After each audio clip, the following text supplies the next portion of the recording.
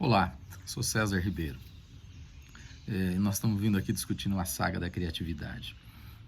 Hoje eu vim trazer um assunto um pouquinho diferente, aliás, dentro da criatividade, mas por uma outra abordagem. Propositadamente eu estou com uma placa aqui atrás de mim escrita Perigo, que tem a ver com essa expansão do nosso cérebro e, consequentemente, né, esse desdobramento criativo que eu venho discutindo aí nas minhas redes.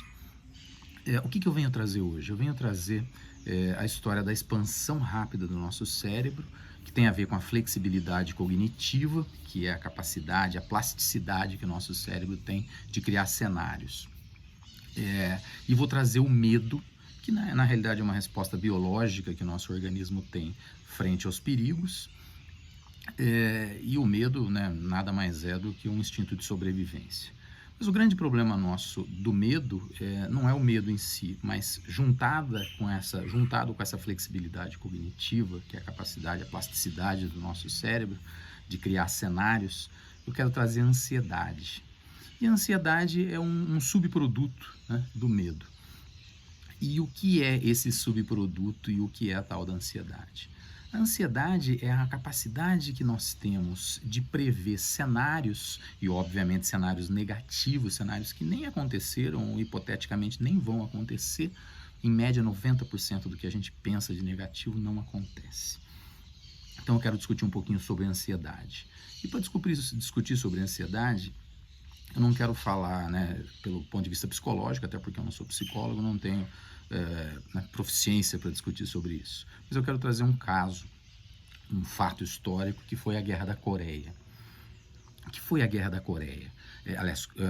Quando aconteceu? Entre 1950 e 1953, um desdobramento da Segunda Grande Guerra Mundial, que foi até 1945, e é um dos berços da Guerra Fria, que aconteceu basicamente entre Estados Unidos e União Soviética.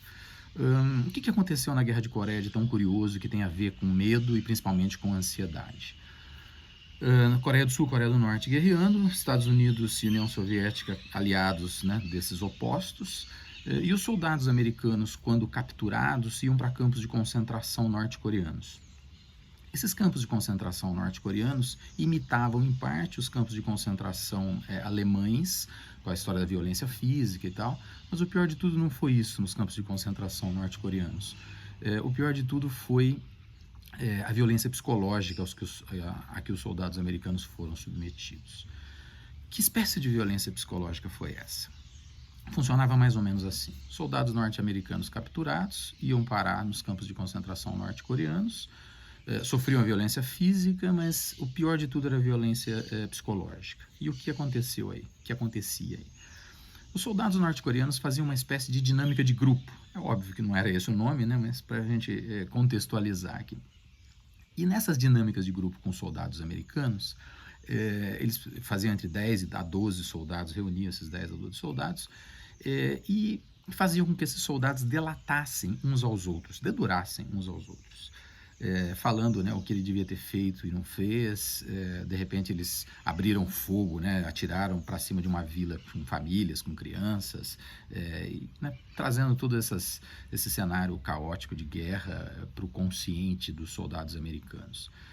Mais do que isso, né, eles faziam com que os soldados entre si dissessem, né, se comprometessem, ou pelo menos pensassem no aspecto de, poxa, eu podia ter socorrido o soldado amigo que ficou baleado no campo, mas eu com medo ali na hora corri e deixei ele para trás, e assim sucessivamente.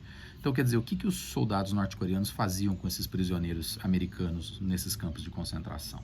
Promoviam uma espécie de violência psicológica muito assintosa, muito forte, para que eles promovessem, não só, né, rompessem os laços entre os soldados que estavam ali presos com eles nos campos de concentração, mas também com os soldados que estavam soltos, que não vinham resgatá-los, com os superiores, né, no exército e, pior de tudo, com a própria pátria.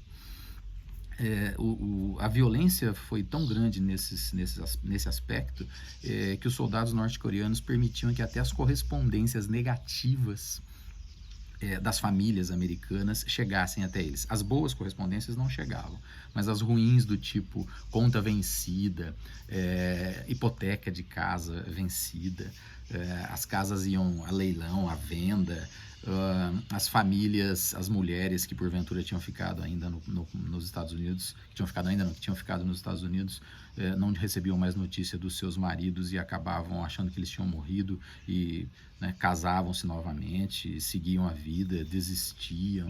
Então toda essa complexidade, né, toda essa informação negativa chegava até os soldados americanos. Pra vocês terem uma ideia, esse foi o maior índice registrado até então de morte de soldados americanos em guerra. Chegou a 38%.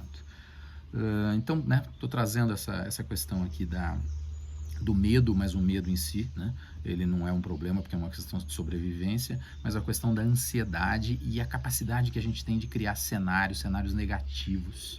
E como eu disse no começo do vídeo, 90% deles não acontecem. Então, a história da criatividade, é claro que tem a ver com travas, né, tem a ver com bloqueios, e não vamos fazer como os soldados americanos lá nesses campos de concentração, promover essa autocrítica tão grande para cima de nós. Lá eles chamavam isso de desistite, os soldados norte-americanos, mas na realidade, psicologicamente, psiquiatricamente, isso é chamado de prostração. Então não vamos nos prostrar diante das situações, independente do cenário, do contexto negativo ou não, porque isso pode nos prejudicar muito e prejudicar muito a criatividade. Um abraço e até mais.